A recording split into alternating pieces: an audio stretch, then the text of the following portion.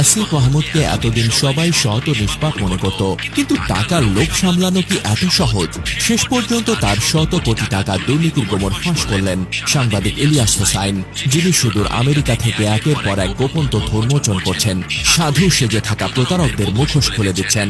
আজ পর্যন্ত তিনি যা যা বলেছেন তার প্রতিটি কথা সত্য হয়েছে, আর এবার তার হাতেই ফাঁস হলো এক ভয়ঙ্কর দুর্নীতির নেটওয়ার্ক, যা চলছে রাজনৈতিক সংস্কারের নামে।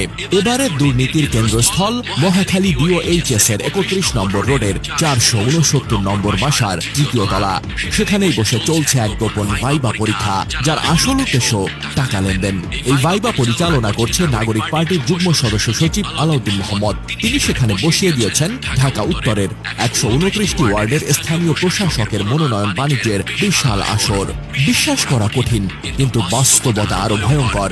এই কথিত ভাইবা মূলত এক ধরনের টাকা লেনদেনের ফাঁদ। প্রতি ওয়ার্ড কাউন্সিলর পদ পেতে দিতে হচ্ছে 50 লাখ টাকা ঘুষ, অর্থাৎ যোগ্যতার ভিত্তিতে নয়, বরং যে বেশি টাকা দিতে পারবে সেই পাবে ক্ষমতার আসন। এই দুর্নীতির পুরো পরিকল্পনার পেছনে রয়েছে বৈষম্য বিরোধীর নেতা আবু সাইদ লিওন, যে আসিফ মাহমুদের ক্যাশিয়ার। শুধু তাই নয়, এই প্রতারণার ফাঁদে জড়িত ভাবি শিক্ষার্থী লুৎফর, যে একসময় ছাত্র অধিকার পরিষদের এক নারী নেত্রীকে ধর্ষণের অভিযোগে গ্রেপ্তার হয়েছিল।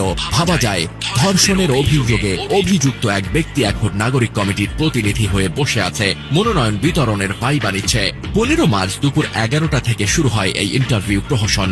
এক নির্ভরযোগ্য প্রত্যক্ষদর্শী জানিয়েছেন, দুপুর 2টার দিকে ভাইবা বোর্ডের কেন্দ্রীয় টেবিলের একপাশে বসেছিল আলাউদ্দিন মোহাম্মদ, মাঝখানে ছিল ধর্ষণের অভিযোগে অভিযুক্ত লুৎফর, আর পাশে বসেছিল আবু সাইদ লিওন। দরজার কাছেই ছিল আরো কিছু প্রার্থী, যারা অপেক্ষা করছিল 50 লাখ টাকা দিয়ে কাউন্সিলর পদ কেনার জন্য।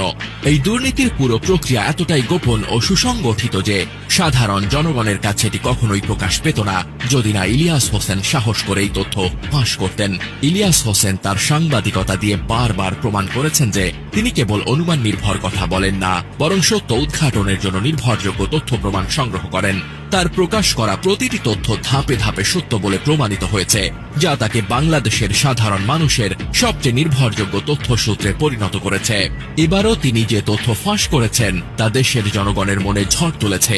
সাধু সেজে যারা বসে আছে, যারা রাজনীতিকে নিজেদের ব্যক্তিগত ব্যবসায় পরিণত করেছে, যারা দেশের সম্পদ লুটপাট করে মানুষের ভাগ্য নিয়ে ছিনিমিনি খেলছে, তাদের মুখোশ একের পর এক খুলে দিচ্ছেন ইলিয়াস হোসেন।